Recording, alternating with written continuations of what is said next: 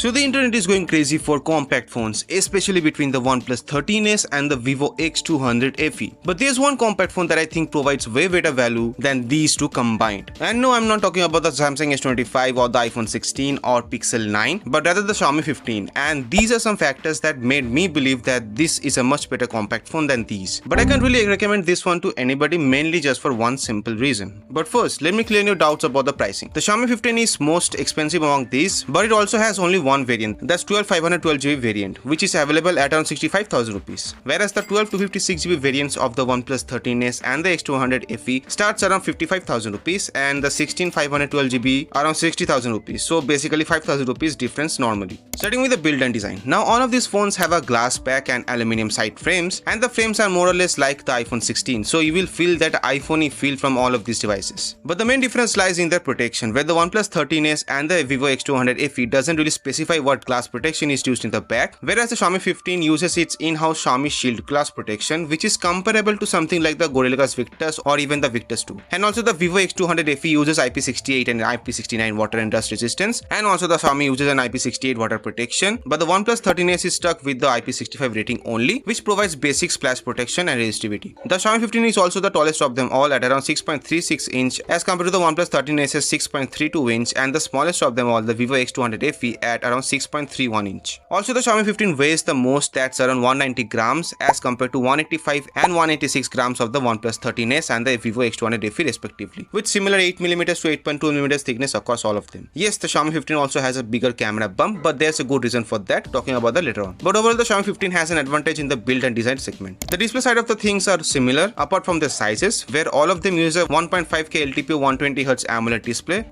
like some who gives LTPS display at 80,000 rupees price point with around 3200 nits in peak brightness for Xiaomi, around 4500 nits for the Oneplus 13s, which I'm not quite sure about, and around 4500 nits for the Vivo X200FE as well. Now in general all of them looks more than just bright enough even at outdoors, it's just that who does a better HDR tuning. Also the Xiaomi 15 uses the same Xiaomi Shield glass for the front protection, short sensation core for the Vivo X200FE, and crystal sheet glass for the Oneplus 13s, but still the protection is a little better on the Xiaomi. Also it uses an ultrasonic fingerprint sensor as compared to the little slower optical fingerprint sensors on the Oneplus and the Vivo phones. Now so far it seems like the Oneplus 13s is falling behind, but when it comes to performance and stability, the Oneplus wins. Now on paper the Oneplus and the Xiaomi phones uses a Snapdragon 8 Elite with 12GB LPDDR5X RAM options for the Oneplus and 12GB LPDDR5X RAM for the Xiaomi, where both uses a UFS 4.0 storage speeds no matter which variant you choose. But the Vivo X200FE uses a Dimensity 9300 Plus, which even though performs really good be it in gaming or day-to-day tasks, but falls behind the Snapdragon 8 Elite, and also it uses 12GB or 16GB of LPDDR5X RAM, but with UFS 3.1 storage speeds, no matter which variant you choose. So the competition is in between the OnePlus and the Xiaomi phones, where the OnePlus wins mainly due to the better thermal efficiency. Overall, all of these phones blazes through in daily tasks, but for gaming, your base pick will be the OnePlus 13s, followed by the Xiaomi 15 and then the Vivo X200FE. Do note these are compact phones with metal side frames, so you will feel that heat way quicker as compared to other phones while doing any heavy tasks. But when it comes to the cameras, the Xiaomi has a lot in it, hence the camera bump.